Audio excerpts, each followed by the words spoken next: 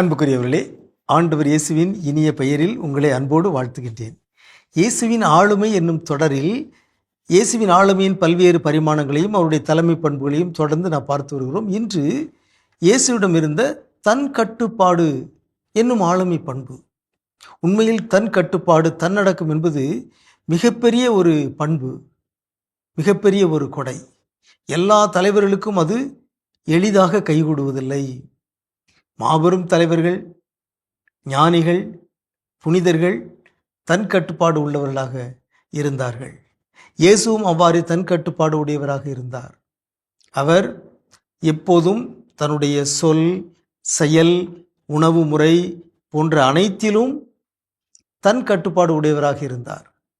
பல எடுத்துக்காட்டுகள் விவரித்திருக்கின்றன. ஒரு எடுத்துக்காட்டை நாம் பார்க்கலாம். மத்தேயு நற்செய்தி 12:1. அன்று ஓய்வு நாள். இயேசு வயல்வெளியே சென்று கொண்டிருந்தார்.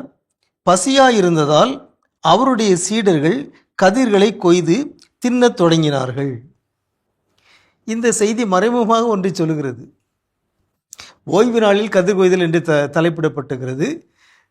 பரிசேயர்கள் அதை கேள்விக்குட்படுத்துகிறார்கள். ஓய்வு நாளில் உம்முடைய சீடர்கள் கதிர்களை கொய்து தின்கிறார்களே. இயேசு அதை நியாயப்படுத்துகிறார். இதிலே நாம் கூர்ந்து பார்த்தால் ஒன்றை கவனிக்கிறோம். பசியாயிருந்ததால் அவருடைய சீடர்கள் கதிர்களை கொய்து தின்னத் தொடங்கினார்கள். ஆனால் இயேசு கதிர்களை உண்ணவில்லை. இயேசுவுக்கும் நிச்சயமாக பசியாயிருந்திருக்கும். ஆனால் இயேசு கதிர்களை கொய்தார், உண்டார் என்று எழுதப்படவில்லை. அவருடைய சீடர்கள் தான் பசி தாங்க முடியாமல் கதிர்களை கொய்து உண்ணத் தொடங்கினார்கள். இயேசு உண்ணவில்லை.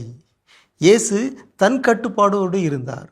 இயேசுவுக்கு எப்பொழுது உண்ண வேண்டும், எப்பொழுது உண்ண வேண்டிய தேவையில்லை என்ற ஞானம் இருந்தது. அவர் 40 இரவும் பகலும் உண்ணா நோன்பு இருந்தவர் அல்லவா.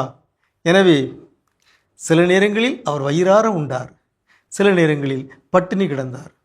இந்த நேரத்தில் இயேசு உண்டதாக பதிவு செய்யப்படவில்லை. அவருடைய சீடர்கள் தான் கதிர்களை கொய்து உண்டார்கள். ஆகவே இயேசுவிடம் இந்த தன்னடக்கம், தன் கட்டுப்பாடு இருந்தது. பவுலடியார் சொல்கிறார், எனக்கு வறுமையிலும் வாழத் தெரியும், வளமையிலும் வாழத் தெரியும். வயிறார உண்ணவோ, பட்டினி கிடைக்கவோ, நிறைவோ குறைவோ, எச்சூழ்நிலையிலும் வாழ நான் பயிற்சி பெற்றிருக்கிறேன்.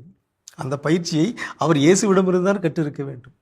இயேசு தன் கட்டுப்பாடு உடையவராக இருந்தார் என்பதற்கு இது ஒரு சான்றாக இருக்கிறது.